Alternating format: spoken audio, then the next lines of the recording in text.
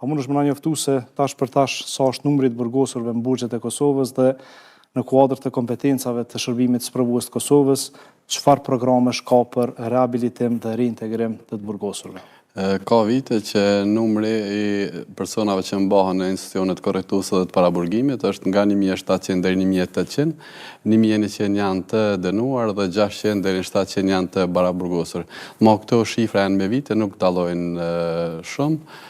Natyrisht që dini që është qendra korrektuese në Dubravë si institucioni më i madh që ka mbi 700 burgosur, pastaj janë qendrat e paraburgimit, burgu i sigurisë lartë ku janë vendosur personat mbi 15 vite, qendra korrektuese tipit e hapur, qendra korrektuese për të mitur, qendra edukuese për të mitur, qendra korrektuese për gra dhe kështu. Cilat janë sfidat e shërbimit korrektues të Kosovës për sa i përket procesit të rehabilitimit dhe reintegrimit të personave të dënuar? Natyrisht që jeni njoftuar ju edhe gjithë opinioni, vitin e fundit dhe këtë vit në fakt, neve kemi nënshkruar mbi 10 marrëveshje të bashkëpunimit me organizata të ndryshme jo qeveritare vendore dhe ndërkombëtare, natyrisht kjo për pasuruar programet rehabilituese, por edhe për të rritur numrin e të burgosurve që marrin pjesë në këto programe.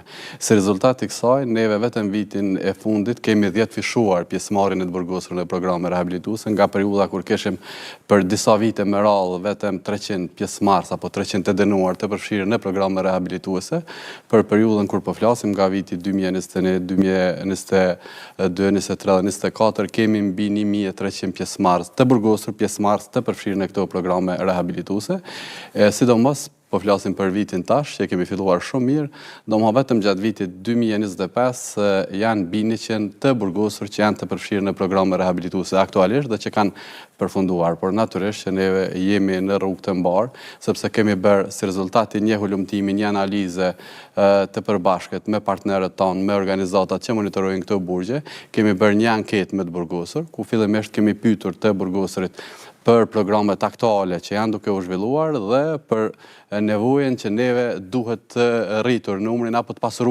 pasuruar programet e reja dhe si rezultat i kësaj, thash neve kemi nënshkruar marrëveshjet e bashkëpunimit dhe ka sigurisht që gjatë këtij emisioni kemi pas mundësi me fol për secilën veç e veç. Mirë, do të flasim me siguri edhe për projekte më konkrete se çka janë përfitimet e personave të dënuar. Po vazhdoj me ju, zonja Ademi, bartni një përvojë të gjatë në karierën tuaj me punë që i keni bo në shërbimin korrektues, por sidomos në shërbimin sprovues të Kosovës ku edhe jeni ndër themeluesit e saj. Deri tash, çu keni vlerësu punën që është bo për brenda shërbimit korrektues të Kosovës për sa i përket këtyre programe pra të rehabilitimit dhe reintegrimit të personave dënuar? Unë mendoj që programet e rehabilitimit dhe programet e reintegrimit të personave të dënuar në shoqëri kanë një rëndësi tepër të madhe. Shpeshherë rehabilitimi i personave që janë në mbajtje të dënimit mbetet nën hije dhe kjo ka një ndikim tepër të madh te ata persona vetë që kanë kryer një vepër penale, por ka një ndikim të madh edhe në tërë shoqërinë. Unë mendoj që drejtësia nuk arrihet vetëm me ndëshkim. Drejtësia arrihet me rehabilitim, me korrektim dhe reintegrim të këtyre personave. Dhe si arrihet kjo? Kjo arrihet vetëm në mes të programeve rehabilituese. Unë mendoj që shërbimi korrektues në realitet është në rrugë të mbarë sa i përket programeve dhe marrëveshjeve të bashkëpunimit që ka me shumë organizata të ndryshme. Njëkohësisht kisha thënë që edhe shërbimi sprovues është një shërbim shumë i rëndësishëm, i cili, siç e dini edhe ju, nuk ka ekzistuar më herët, ka qenë shumë sfidë, ka qenë shumë problem dhe të kuptohet rëndësia dhe mandati i këtij shërbimi, por që mendoj që është një rëndësie të veçantë, sidomos për personat që bien për herë të parë në kundërshtim me ligjin, që të korrektohen, të risocializohen edhe pa shkuar në burgje. Megjithse unë vetë thash që shërbimi korrektues është në rrugë të mbarë, por shpeshherë burgu nuk është vendi më i përshtatshëm për korrektim dhe risocializim.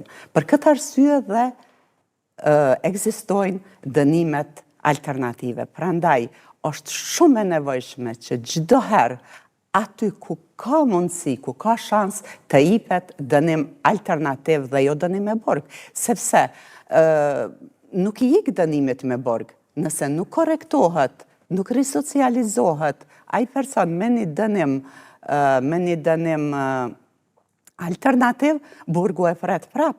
Por, ne kemi përvojat këqia, i dini edhe jo, i keni raportu edhe jo, të personave që për herë të parë kanë rënë kundërshtim me ligjin. Një vepër shumë e lehtë ndoshta, e cila ka mund të dënohet edhe me një dënim alternativ, një person e tillë shkon në borg dhe ka pasoja të tmerrshme pastaj që mos t'i hyjmë asajane.